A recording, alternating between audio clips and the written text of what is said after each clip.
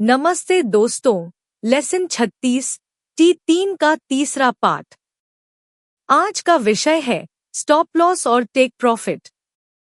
Trading में सबसे मुश्किल और सबसे जरूरी टॉपिक।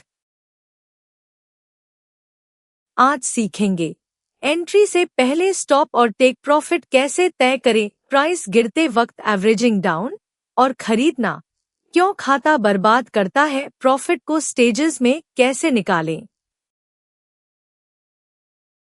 ये नियम रखोगे तो पैनिक नहीं, प्लान से चलोगे।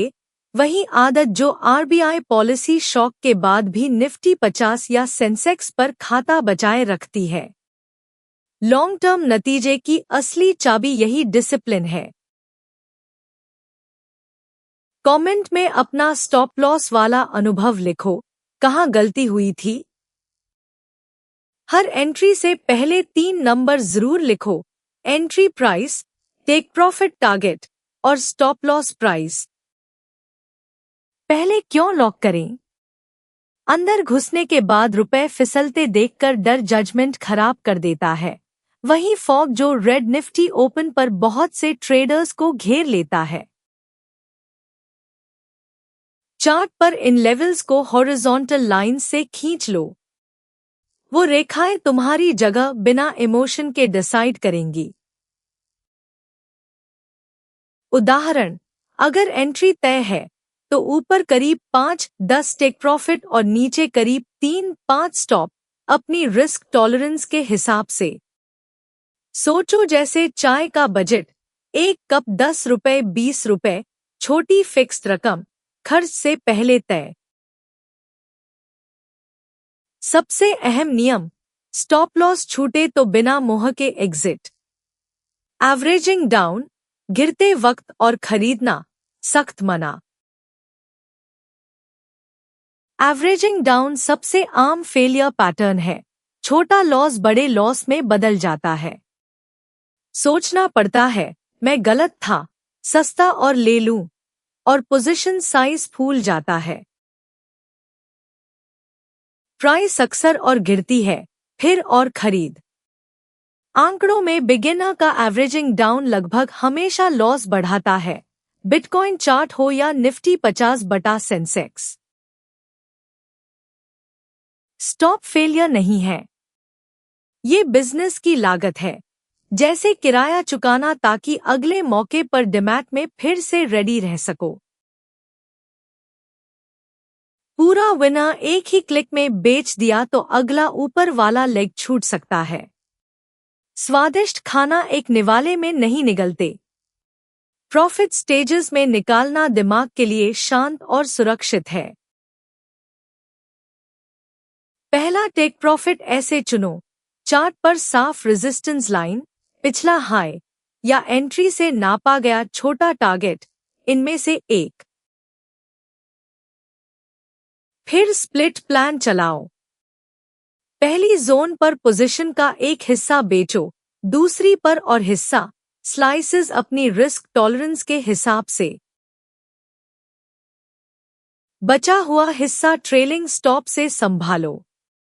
इससे असली अपट्रेंड को और दूर तक पकड़ने का मौका बढ़ता है। वही आदत जो लंबे सिप वाले इक्विटी इन्वेस्टर्स मोमेंटम इंटैक्ट रहने पर अपनाते हैं। स्टॉप मानोगे तो लॉस छोटा रहता है।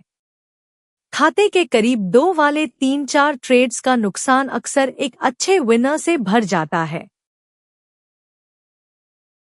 एवरेजिंग डाउन से एक लॉस 15-20 बन जाए, उसके बाद 100 वाला विनर भी वापस चढ़ने में बहुत समय लेता है। यही साइकोलॉजिकल ट्रैप है।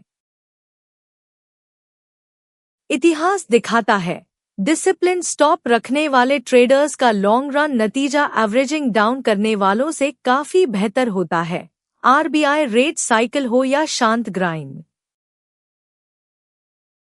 इसलिए लास्टिंग इक्विटी ग्रोथ के लिए गट फील से ज्यादा डिसिप्लिन मायने रखती है। डिमैट में सिप या ईएलएसएस चलाने वाले डिसिप्लिन इन्वेस्टर की तरह। हर ट्रेड से पहले ये 3 चेक करो: एंट्री, टेक प्रॉफिट और स्टॉप नंबरों में लिखें। स्टॉप छूटते ही एग्जीक्यूट करने का मन तैयार है? प्रॉफिट कितने स्टेजेस में निकालोगे? प्लान है? तीनों टिक होने के बाद ही एंट्री। शुरुआत में मुश्किल लगेगा।